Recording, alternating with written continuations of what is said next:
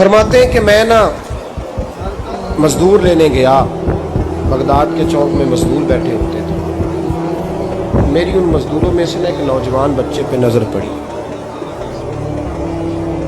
بڑا کمزور سا وجود تھا لیکن چہرے پر عبادت کا نشان تھا، ماتھا بتاتا تھا کہ نماز کا بڑا خیال رکھتا ہے۔ میں اس کے قریب گیا، چہرے بھی بڑا کچھ بتاتے ہیں نا، چہروں میں بھی بڑی رانائی ہوتی ہے۔ فرماتے ہیں میں قریب گیا، میں نے اس کو کہا بیٹے مزدوری کرو گے؟ تو کہنے لگا مزدوروں میں بیٹھا ہوں تو حضور مزدوری کے لیے ہی تو بیٹھا ہوں۔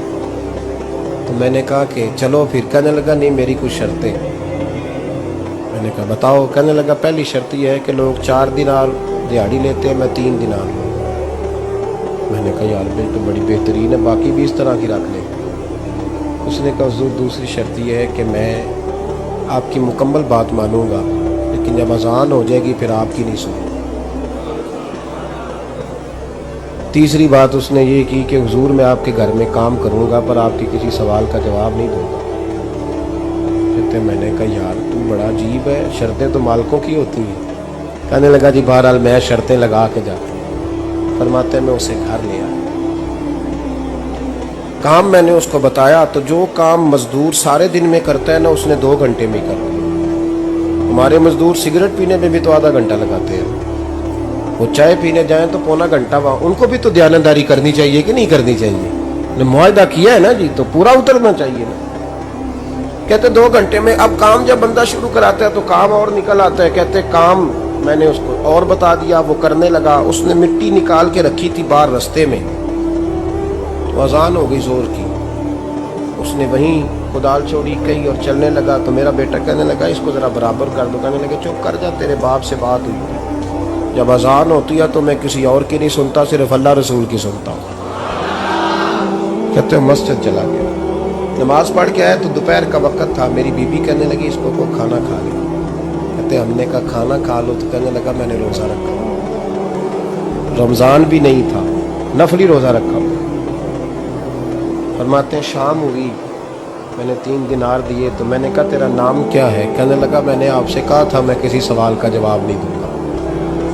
تو وہ چلا گیا۔ اگلے دن میں پھر لینے گیا اسے، کام کچھ اور نکل آئے تو لوگوں نے بتایا وہ صرف ہفتے والے دن آتا۔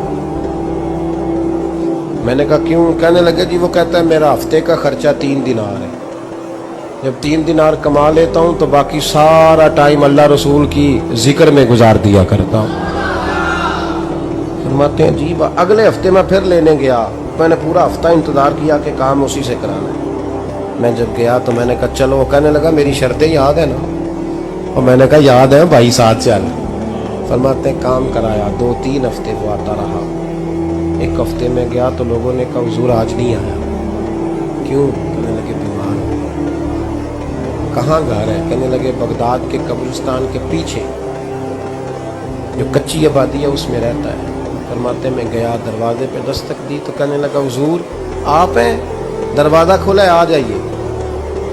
فرماتے ہیں میں اندر گیا تو میں نے کہا تمہیں کیسے پتہ چلا میں آیا ہوں؟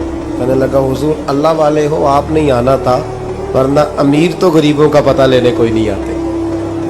کہتے میں قریب گیا تو کہنے لگا میں آپ کا انتظار کر رہا تھا، تیز بخار ہے، تپ رہا۔ جیب سے کچھ پیسے نکالے، کہنے لگا یہ پیسے رکھ لیں، ایک انگوٹھی نکالی۔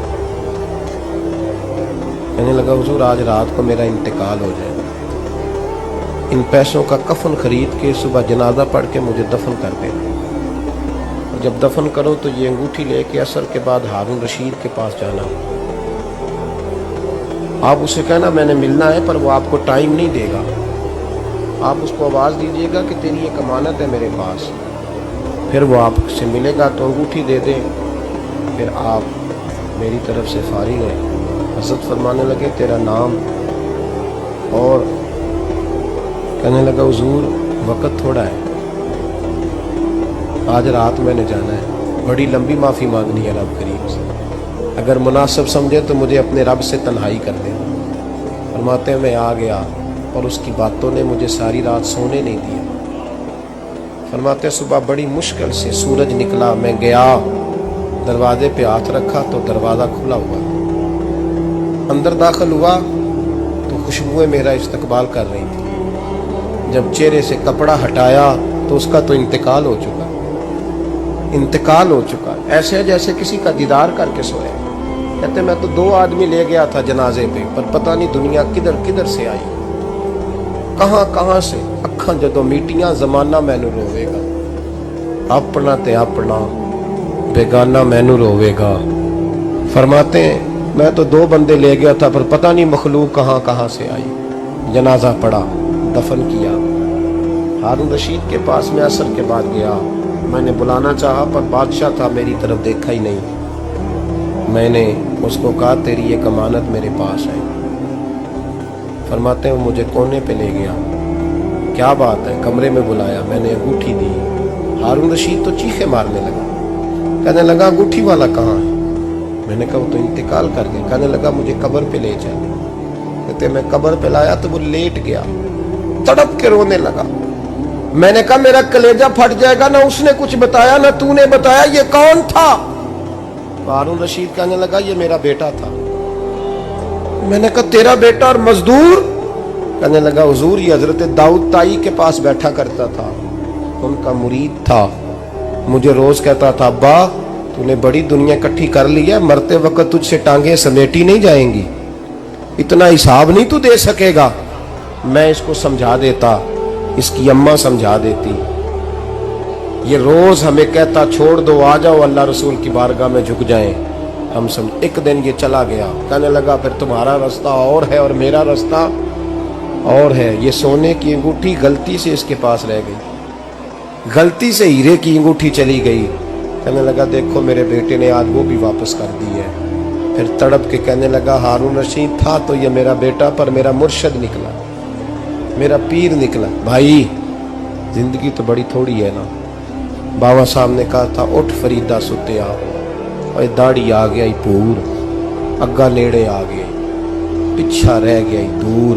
उठ फरीदा सुत्या, खलकत वेखन जा, मते कोई मिल जाई बख्शिया ते तू ही बख्शिया जा। उठ फरीदा सुत्या, झाड़ू दे मसीत, तू सुते रब जागदा, तेरी डाडे नाल परीत। मेरा रब हमें भी अपनी बारगाह में कबूल फरमा।